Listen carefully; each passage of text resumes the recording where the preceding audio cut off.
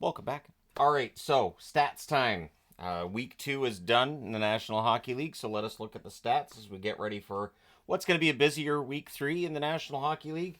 Your points leaders, well, there's 3 of them. Panarin with 6 goals and 6 assists. Sam Reinhart with 5 goals, 7 assists.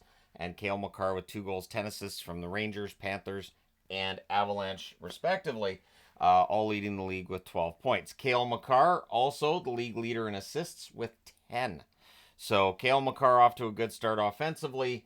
And at this point in time, remember that if there's a tie for the scoring leader at the end of the year, whoever has more goals ends up winning the Art Ross Trophy. So if it stopped today, Panarin would be your Art Ross winner. The goals leader is Nikita Kucherov. He has 7 goals in 5 games. That's pretty good. That's on pace for a lot of goals. I don't anticipate him staying on that pace, but he's a very good goal scorer when he wants to be. Kucherov, similar to a lot of the other superstars in the league, that they can generate a ton of assists, they can generate a ton of goals. It really depends on their mood, and they just basically control the game, and it's kind of fun to watch them do so. Your penalty minutes leader in week 2, Nikita Zadorov, leading the league now in penalty minutes with 19 in 6 games. It is part and parcel of having Nikita Zadorov in your lineup. He is going to take penalties. You're going to have to kill said penalties. The question mark then is one of whether or not the play you're getting from Zadorov makes up for said penalties or not, and that's where you can have a debate. Your plus-minus leader is Cole Koepke of the Boston Bruins at a plus 10. That fourth line for Boston driving the play, very impressive, very fun to watch. And it is notable, I think, that we're through 2 weeks of the season, and some of the biggest buzz seems to be generated by certain teams' fourth lines. And Boston being one of those teams that fourth line, when they're on the ice, it's a lot of fun to watch. Good forechecking, good hard work, and some skill as well, able to put the puck in the net. That's the plus 10. Your save percentage leader, and the only goaltending stat I threw on the board for this week, Jake Allen, leading in save percentage, 974 save percentage. It's obviously a small sample size, but the goaltending being better is something that the New Jersey Devils are counting on. And so far, I would say it's been better this season than last season, but we are still early. We're only 10% of the way through the New Jersey Devils season. Your shots leader in the NHL is no longer Dougie Hamilton. That was your week 1 leader. Now it is Austin Matthews of the Toronto Maple Leafs with 34. When you're a top goal scorer in the game, you usually will take a bunch of shots. And so I would expect Matthews to probably stay at or near the top of the shots board for the rest of the season. Keeping in mind that, Ovechkin's never met a shot he doesn't like to take. And there are others in the NHL who take a lot of shots, but Matthews may very well end up being the one that ends up with the most at the end of the season.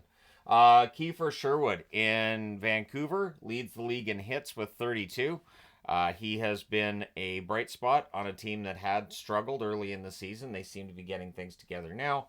Keeping in mind, early in the season, we're still just, 2 weeks into the regular schedule and all that. Your block shots leader is Chris Tanev. I didn't put a name up there. I should have. I'm just going to put it next to the 22 if that's okay. Chris Tanev is the leader with 22 block shots and showing Toronto fans why he's so popular everywhere he goes. He plays a very fearless game, that Chris Tanev. So as long as he's healthy, and that can be the tricky part with Chris Tanev, he is very good at blocking shots. He's excellent defensively. They killed off that 2 minutes of 5-on-3 last night, in part because of Tanev's shot blocking and his fearlessness out there. And even when he was hobbling, he still skated into the corner and got the puck. And I wasn't sure how he skated over like that, but he's used to playing through pain. So, Tanev, your block shots leader thus far in the National Hockey League.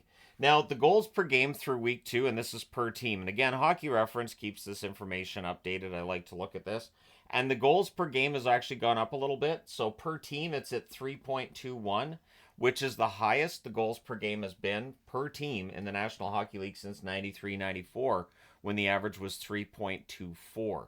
The save percentage in the NHL is 898. That's the lowest that's been since 95-96, when it was exactly 898. And the month of 93, or the season of 93-94 was 895. So this is through 90 NHL games.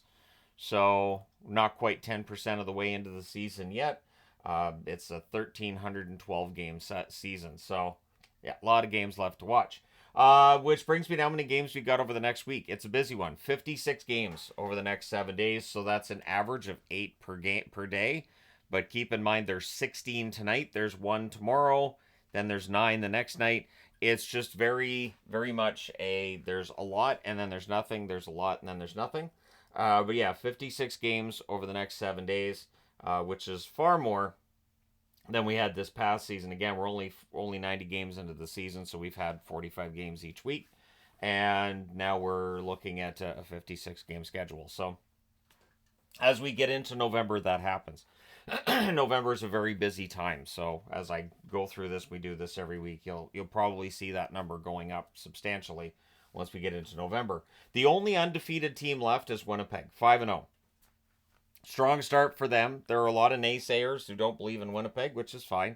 I'm sure that doesn't hurt their feelings. They're 5-0. Now, with teams with no regulation losses, you have the Rangers at 4-0-1, and then you have 2 surprises in that Calgary 4-0-1, Minnesota 3-0-2. I think big weeks coming up for both Minnesota and Calgary, because now we're getting into the time where you see whether or not these hot starts are going to last and whether or not those teams are going to stay above the playoff line or if it's just a hot start and they're going to fall off, right? Now, the winless, there's one that's not a surprise in San Jose. They're 0-4-2. I'm going to say it again here. I think San Jose is playing better than the record. I think they are. I think that 0-4-2 is it doesn't indicate they are better than they were last year. Whereas Nashville at 0-5, bit of a surprise with Nashville being 0-5. That is a shocker. Which brings me to the bottom of the board, the above the playoff line, and for this week I have added outside of the playoffs. Keep in mind, not everybody's played the same amount of games. This doesn't take into account the points percentage. It's very early in the season, but it's still fun to look at. Now, in the East, we only have 2 teams left above the playoff line who were above it last year, and that's New Jersey and Ottawa. Ottawa, probably the bigger surprise of the 2, but both of them were talked about before the season started as ones that could jump into the playoffs. Out west, Utah still above the line. That is a Sasquatch. It's not a big deal. They don't exist. So yeah, the Utah Hockey Club being above the playoff line is a nice twist. I don't think many of us saw coming. Seattle being above the playoff line is nice as well. They're looking to bounce back from missing the playoffs this past year, but they were in the playoffs the year before. And then you've got Minnesota and St. Louis, teams with playoff experience who've made the playoffs in recent years, but not the most recent of years, of course. And then outside of the playoffs, looking in currently, the New York Islanders, the Carolina Hurricanes. Now, the Hurricanes have only played 4 games. That's not really their fault. They've only played 4 games, but they're also 2-2. So even by looking at points percentage, if you wanted to go that way, it's been quiet. It's been a quiet start for Carolina. Who are they playing tonight? They are playing against the... Where's the Carolina logo? There it is. They're in Edmonton. That should be a fun one. Because Edmonton's on this board too, right? So out west, the 4 teams that are below the playoff line. Vegas is below the playoff line. Kind of surprised me seeing them there. Vancouver's digging their way out of the hole they created during the first week of the season. Colorado, pretty strong last couple of games, I think, to indicate that they're ready to come out of this. Although the game against San Jose wasn't as lopsided as we might have expected. I attribute that to San Jose playing better than last year. I don't penalize Colorado and say, well, clearly they're not very good. And Edmonton, as previously mentioned, below the playoff line. So there you go. Your stats through the second week of the NHL season. And I wonder how many of these teams above the playoff line are going to make it and how many below the playoff line aren't. We shall find out. Let me know your thoughts in the comments section below as always. Don't forget to hit like and subscribe in the event that you may not have done so already. Thank you guys so much for all your support as always. I will talk to you again soon.